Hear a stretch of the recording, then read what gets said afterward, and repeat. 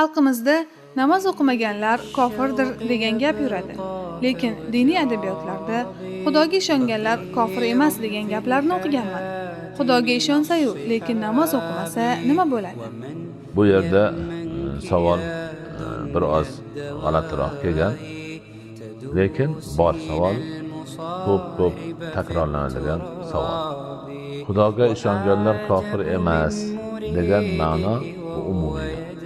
Xohlagan demak toifa, xohlagan dindagilar, xohlagan mazhabdagilar men Xudoga ishonaman deydi. Lekin bularni hammasini mo'min musulmon deya olmaymiz. Ya'ni mo'min musulmonlik nuqtai nazaridan Xudoga ishondim degan odamni o'zigina mo'min bo'lib qolmaydi, musulmon bo'lib qolmaydi, kofir emas deya olmaymiz. Balki Xudoga ishonish bilan Xudoga ishonishning farqi bor. Xudoga ishonganda la ilaha illalloh Muhammadur Rasululloh shahodatini aytib, Allohdan o'zga ilohu ma'bud yo'qligi va Muhammad alayhissalom o'sha Allohning bandasi va rasuli ekanligiga iymon keltirgan va mana shu ikki masdardan, ya'niki Allohning Qur'onidan va payg'ambar alayhisolatu vassalomning sunnatlaridan chiqqan iymon keltirish lozim bo'lgan narsalarga iymon keltirgan odamlarni ana biz mo'min musulmon deymiz. Ana shu narsani yaxshi bilib olishimiz kerak.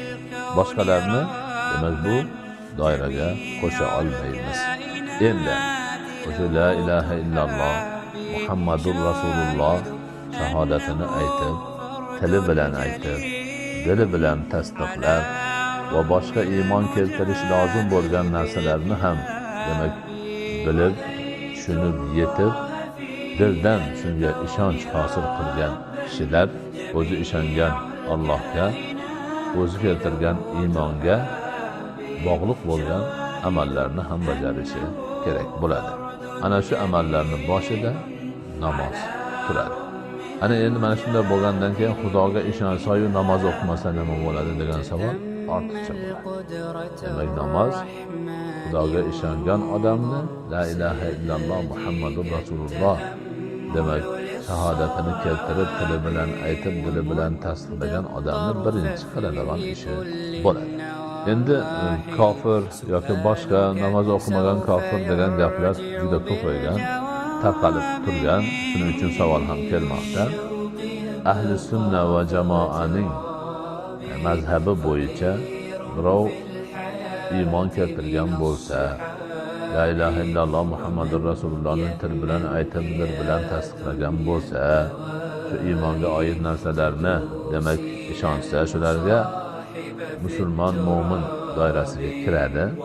Namoz o'qimasa, ya'ni namoz o'qimaslikning holati ikki xil bo'ladi. Namozni farzligini inkor qilib tan olmaslik uchun o'qimaslik bo'ladi.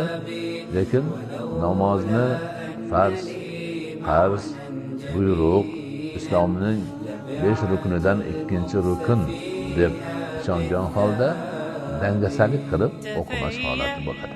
Namozni farzligini tan olmay, inkor qilib o'qimagan bo'lsa, u odam dindan chiqadi. Lekin namozni farz deb tan olib tursa-yu, dangasalik qilib o'qimasa, dindan chiqmaydi, osiy bo'ladi degan gapni ulamolarimiz aytgan.